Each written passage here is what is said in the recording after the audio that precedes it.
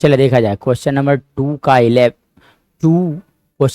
का 2 from exercise 5.2 क्या बोला गया 11th term of the AP. एक एपी लिखा गया है। सबसे पहले देखो कि एपी क्या दिया गया। एपी दिया गया है -3, मतलब इस एपी का फर्स्ट टर्म हो गया -3, second term is -1/2 and the fourth term is 2 and dot dot dot लिखा गया। तब पूछा गया है कि 11th टर्म क्या होगा, मतलब A11 का वैल्यू पूछा गया है। सो कैसे फाइंड आउट किया जाएगा, तो सबसे पहले देखो इस एपी का फर्स्ट टर्म, और फर्स्ट टर्म को लिखा जाता है ए से। So we can say the value of A is -3।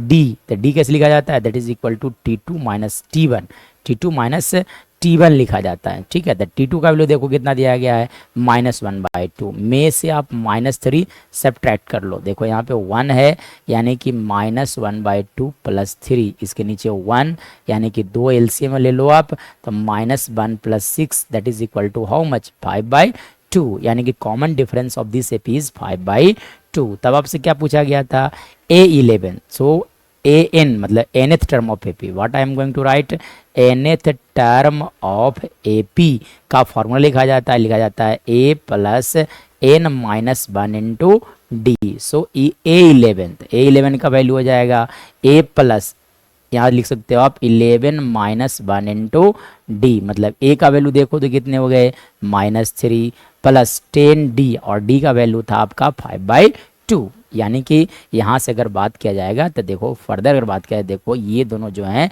वो 5 टाइम्स कैंसिल आउट हो जाएंगे, यानी कि -3 + 25, यानी कि लिखा जा सकता है 22। So our right answer will be B.